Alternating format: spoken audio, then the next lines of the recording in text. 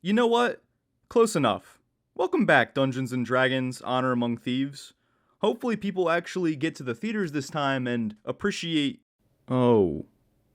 Oh no. Back in 2023, after the insane success of Barbie, Mattel learned the wrong lesson and went nuts greenlighting movies for every toy IP they could. Hot Wheels, Uno, Viewmaster, Polly Pocket, Magic 8 Ball, Barney. If it had even an ounce of relevance, it got fast-tracked towards a movie in the hopes that it would be their next Barbie. One of those toy IPs was Masters of the Universe.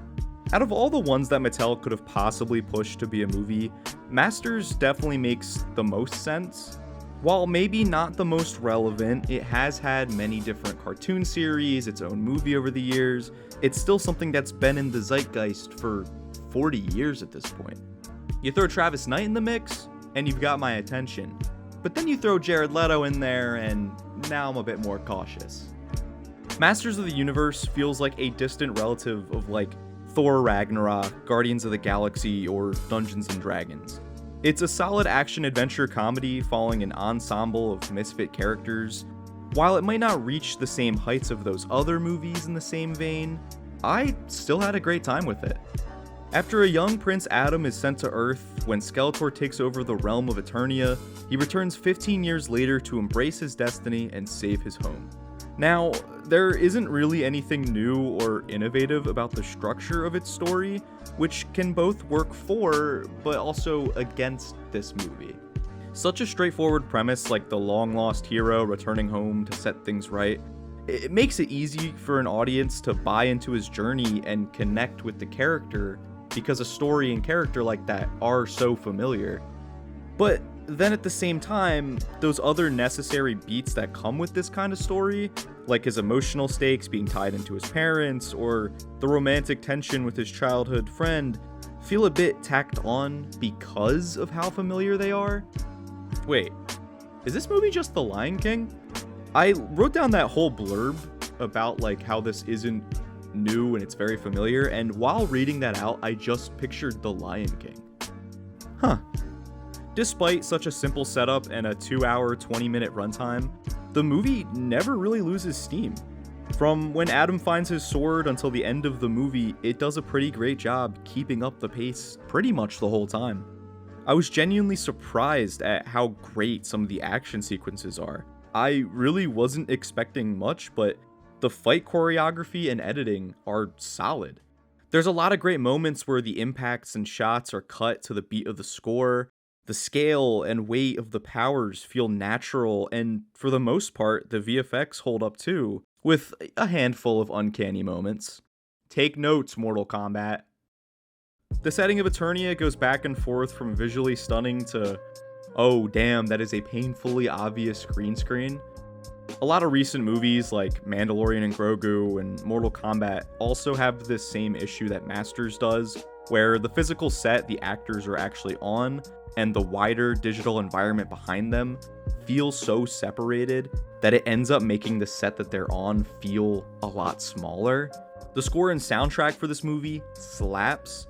There's a few needle drops that were a bit silly at points, weren't really my thing, but when this score gets going during an action sequence or a pivotal moment like Adam transforming for the first time, it really elevates the movie.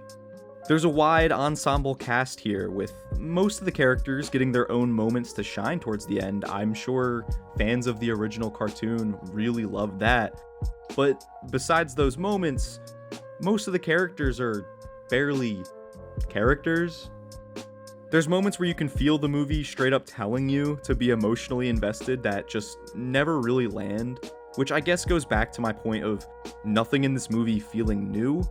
When a familiar emotional story beat hits, you kind of expect things will work out, so you end up not very invested in the moment itself. This movie is also surprisingly funny at points. There are some jokes that lean a bit more into the Marvel, he's right behind me, isn't he? Or some jokes that seem tied to the original source material that didn't hit for me, but I'm sure got a good laugh out of other people. And man, did it get a good laugh out of other people. because this has nothing to do with the review. I don't know why I feel like mentioning this. I had to sit next to the biggest belly slapping, chortling, laughing chud I have ever had to deal with in a movie ever. Like, don't get me wrong, this movie has solid jokes. For every unfunny, Marvel-ish humor line you get, there's like 3 to 4 solid bits of comedic timing. But this guy was just laughing at fucking everything and like genuinely slapping his belly. Like, bro was a meme. I did not know people were actually like that in real life. I didn't know people like that went outside. Don't know why I felt like mentioning that, but there you go. That's what I had to deal with last night. That's one of the things that I think about this movie is on the same level of movies in the same vein, like Thor Ragnarok and Dungeons and Dragons. The comedic timing of most of the cast is on point. The only characters that really get explored in this movie are Adam, Skeletor, and Man-at-Arms. Idris Elba is fun as Man-at-Arms. He usually delivers no matter what project he's in. Nicholas Galitzine is great as Adam. I don't think I've ever seen him in anything else, but for the first time seeing him, I think he did a great job as the leading man. He's great at balancing the seriousness and silliness that comes with a character like this, and again, has great comedic timing. The funniest points of this movie are either him or Skeletor. He's given a lot of fun scenes where he explains the names of other characters because it's the names he gave them as a child. I think that's a really clever way to stay true to the source material while also knowing exactly how seriously to take it. And as much as it pains me to say this, Jared Leto is the best part of this movie. Like, why did it have to be him? Skeletor, like Adam and the movie itself, perfectly rides the line of campiness. He's very mustache twirling and goofy at points, but it just works. I guess the best thing about a good Jared Leto performance is that you forget it's Jared Leto. I love the comedic bits that are thrown in with Skeletor. In any other blockbuster, I think it would feel a bit obnoxious to have your villain as silly as he is here, completely derailing any tension or momentum of a scene. But the performance and overall look for the character do a great job at keeping the over-the-topness of Skeletor weighed down to this movie. One of the best visual effects of the movie is the actual skull, the head of Skeletor. I love how his expressions are squashed and stretched like he is still a cartoon character. I think that really ends up pushing the character even further.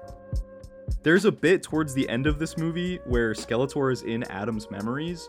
I don't think I have been caught that off guard by a joke in a long time.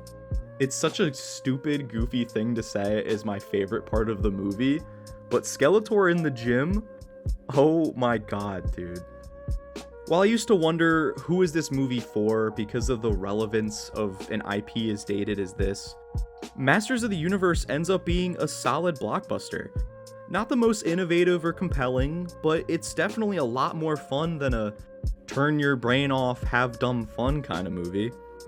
It's a solid action adventure. It's fun, it's exciting, at points really funny as well, with great visuals and action set pieces and choreography. It's definitely something I'd rewatch scenes from when it gets to YouTube in like full HD quality, and maybe not something that I'd sit through the entire runtime again just yet.